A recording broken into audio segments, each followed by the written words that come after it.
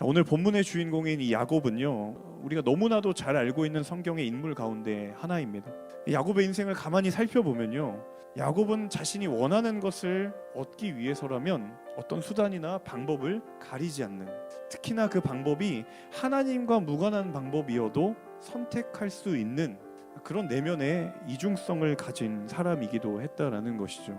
야곱뿐만 아니라 우리에게도 이 영혼의 이중적 모습이 있는 것은 아닌지, 여러분, 교회에서의 모습과 가정의 모습에 일치하는 분 얼마나 있을까요? 교회에서의 내 모습과 학교에서의 내 모습이 얼마나 우리는 일치합니까? 크리스천답게 살아가야지 라고 다짐을 하지만 돌아서서 유혹에 넘어지기도 하고 때로는 고민하기도 하는 모습을 우리는 너무도 많이 보게 된다는 사실이죠.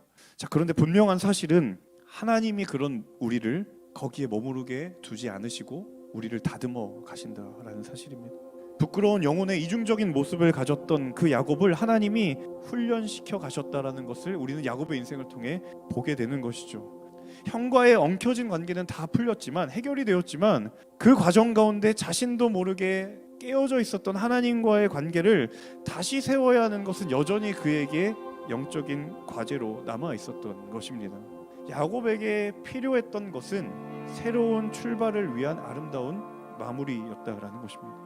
그리고 하나님은 그 아름다운 마무리를 위해 야곱에게 영적인 터닝 포인트의 자리를 예비하시는데, 그곳이 어디인가? 바로 하나님의 전이라는 의미를 가지고 있는 베델이었습니다.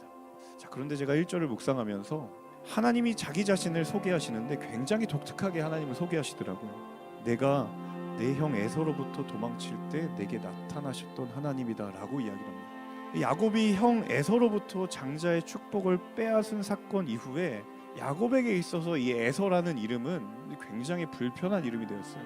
굳이 하나님이 그렇게까지 이야기하실 필요가 없었음에도 불구하고 하나님은 지난날의 그 시간들을 다시 꺼내어서 야곱에게 이야기합니다.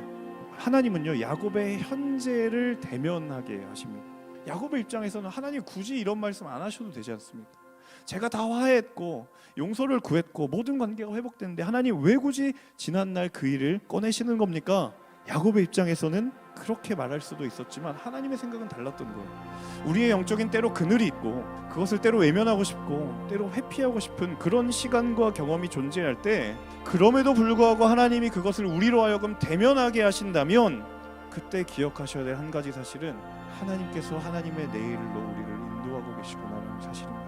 여러분, 하나님은 결코 우리의 오늘, 우리의 현재의 모습을 외면하거나 부정하지 않으십니다.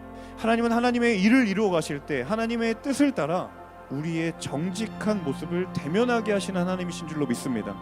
여러분, 하나님의 그 계획을 신뢰하시는 저 여러분 되실 수 있기를 주님의 이름으로 축원합니다.